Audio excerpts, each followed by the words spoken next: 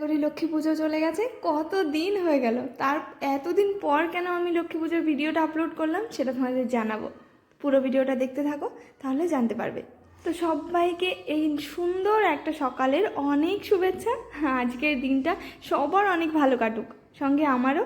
তো আজকে হচ্ছে কোজাগরি লক্ষ্মী পুজো, আর আমি সকাল সকাল চলে গেছি আমাদের ওই বাড়িতে, মানে আমার বাপের বাড়িতে ফুল আনতে। কারণ মার ওখানে এত ফুল আছে, পদ্ম ফুল, সাদা ফুল, আরও নানান রকমের ফুল। তো সেগুলো নিয়ে আমি বাড়ির দিকে রওনা দিলাম।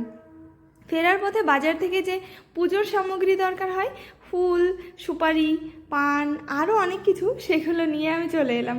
তোমরা জানো কি এই একটা পদ্ম ফুলের দাম কত পড়েছিল আমাদের এখানে? 60 টাকা, 70 টাকা, 80 টাকা। তো যাই হোক, আর আমার যে ছোট্ট একটুখানি ফুল গাছ আছে ঘরের সামনে, সেখান থেকে নিজের কিছু ফুল তুলে নিয়ে চলে গেলাম পুজোর জন্য। আচ্ছা, এবার বলি কেন এতদিন পর আমি এই পুজোর ভিডিওটা আপলোড দিলাম। কারণ আমি এটা এডিট করে তো রেখে দিয়েছিলাম, কিন্তু এটা যে আপলোড হয়নি সেটাই আমার মাথাতে নেই।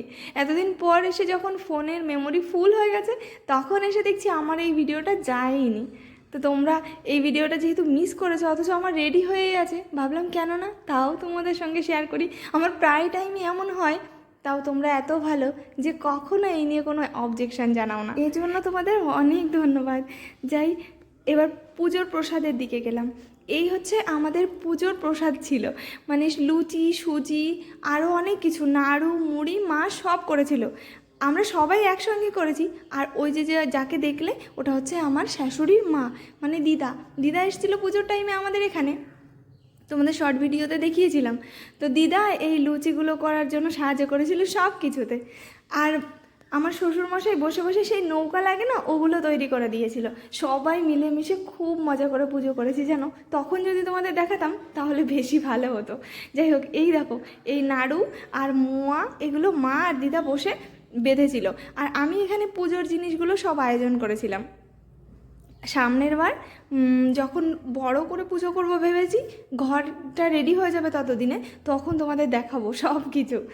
আচ্ছা, তোমাদের পুজোটা কেমন কেটেছিল?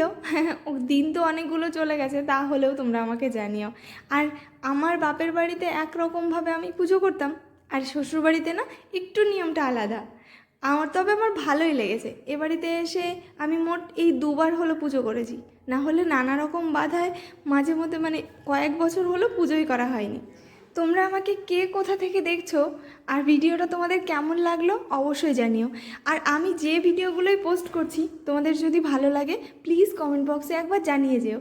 কারণ তোমরা যা কিছুই লেখো আমাকে এতটা অনুপ্রেরণা দেয়, আবার নতুন করে ব্লগ বা ভিডিও বানানোর জন্য, মানে মনে একটা উৎসাহই থাকে আলাদা।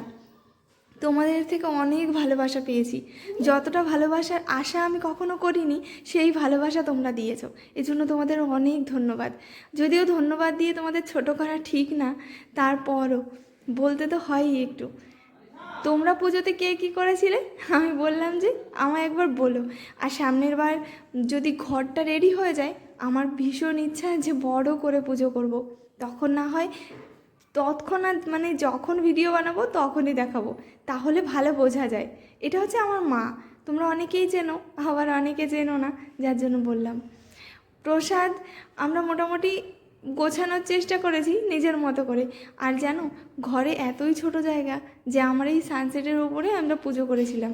মনের মধ্যে ভীষণ খারাপ লাগছিল যে এভাবে কি এখানে পুজো করা যায়, কিন্তু পুজো করার ইচ্ছাটা ছিল এতটাই যে কোথায় পুজো করছি বা এখানে পুজো করা যায় কি না এসব আর মাথায় আনিনি, পুজো করতে হবে ব্যাস। তাই মাকে বললাম যে মা গো, এর পরের বার ঘরটা ঠিক হলে অবশ্যই তোমায় ভালো করে ঘরের মধ্যে নিয়ে গিয়ে পুজো দেবো। আর এই ছোট ছোট বাচ্চারা, এগুলো আমাদের পাড়ার মধ্যেই একটু সাইডে থাকে, ওরা এসেছিল। অন্যবার ওদের দেখি না, এবার আসতে দেখে আমার এত ভালো লেগেছে। আর ওরা এসে বলছে আমি এটা খাই না, আমি ওটা খাই না। আর বাপি প্রসাদ দেওয়া রেখে ওদের বোঝাতে শুরু করেছে এটা খেলে ভালো হয়, ওটা খেলে ভালো হয়। আচ্ছা, যাই হোক, পুজোর দিনটা তোমাদের কেমন লাগলো অবশ্যই আমাকে জানিও। আর ভালো লাগলে অবশ্যই একটা লাইক করো। আজ আসি, তোমরা সবাই ভালো থেকো।